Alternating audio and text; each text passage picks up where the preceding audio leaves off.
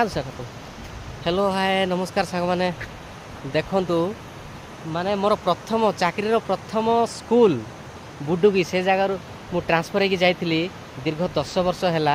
ପୁଣି ଥରେ ସେ ଜାଗାକୁ ଆସୁଛି। ଜଷ୍ଟ ଗୋଟେ ଛୋଟିଆ ମିଟିଂଟେ ଥିଲା ସେଥିପାଇଁ ଆସୁଛୁ। ଦେଖନ୍ତୁ ଏଇ ଜାଗା ଏଇ ସେ ନଦୀ ଡେଇଁକି ଆମେ ଯିବୁ ଭାଇ। ଦୀର୍ଘ 10 ବର୍ଷ ପରେ ଏ ଜାଗାକୁ ଆସୁଛି। ସତରେ ବହୁତ ଏକ୍ସାଇଟେଡ଼ ଲାଗୁଛି ସାଙ୍ଗମାନେ। ମାନେ ମାନେ ସେ ଖୁସି କହିଲେ ନ ସରେ।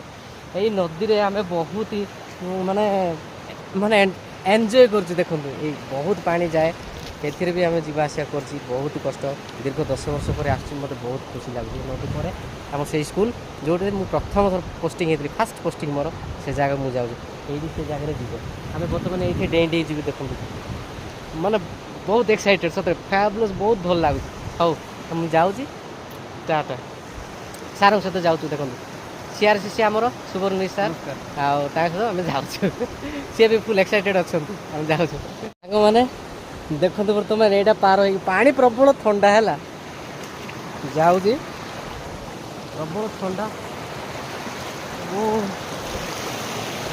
ଦେଖନ୍ତୁ ଏଇଠି ସାର୍ ଗଲେଣି। ସିଏ ମୁଁ ଯାଉଛି ଦେଖିବା।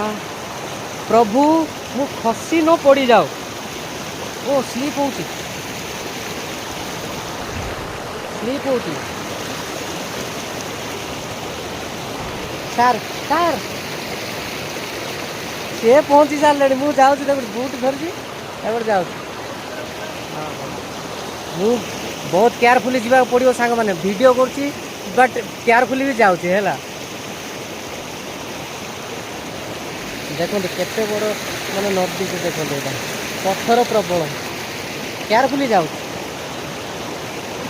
ଖସୁଛି ବଟ୍ ଯାଉଛି। ମାନେ ଏମିତି ବି ଗାଁ ଅଛି ଦେଖନ୍ତୁ ସାଙ୍ଗମାନେ, ମାନେ କେତେ ସେମାନେ ଷ୍ଟ୍ରଗଲ୍ କରନ୍ତି ଆଉ ତଥାପି ସେମାନେ ବହୁତ ଖୁସି ଅଛନ୍ତି।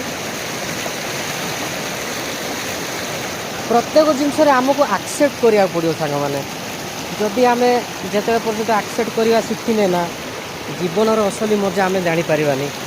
ଆଉ ଆକ୍ସେପ୍ଟ କରିବା ନା ପ୍ରତ୍ୟେକ ପରିସ୍ଥିତି, ପ୍ରତ୍ୟେକ ସମସ୍ୟା ମାନେ ସୁନ୍ଦର ଭାବରେ କ'ଣ ହେବ ସମାଧାନ ହେଇପାରିବ।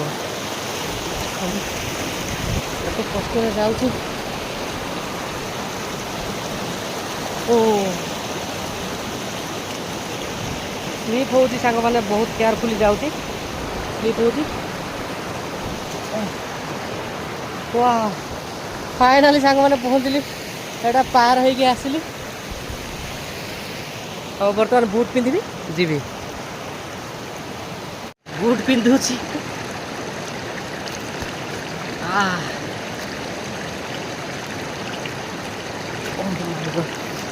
ବୁଟ୍ ପିନ୍ଧା ସରିଲା। ହଉ ବର୍ତ୍ତମାନ ଯାଉଛୁ ଆମର ପ୍ରଥମ ସ୍କୁଲ। ମୋର ପୋଷ୍ଟିଂ ହେଇଥିଲା ପ୍ରଥମେ ସେ ସ୍କୁଲକୁ ଯାଉଛି।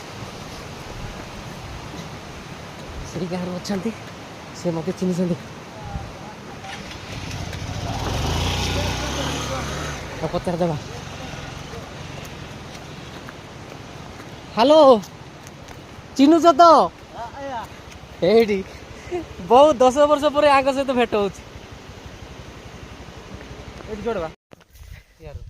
ସାଙ୍ଗମାନେ ପହଞ୍ଚିଲି। ଦେଖନ୍ତୁ ମୋର ଫାଷ୍ଟ ସ୍କୁଲ। ଏମାନେ ବହୁତ ସାହାଯ୍ୟ କରୁଛନ୍ତି, ମୋତେ ବହୁତ ହେଲ୍ପ କରୁଛନ୍ତି। ବହୁତ ଖୁସି ଲାଗୁଛି। ପ୍ରଥମ ସ୍କୁଲ ଆମର ବୁଡୁକି ହେଲା। ମୋର ଫାଷ୍ଟ ପୋଷ୍ଟିଂ ସେ ଜାଗାକୁ ଆସିଥିଲି। ଏବେ ଆସୁଛି 10 ବର୍ଷ ପରେ।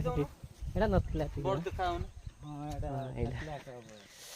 ବହୁତ ଖୁସି ଲାଗୁଛି ସାଙ୍ଗମାନେ।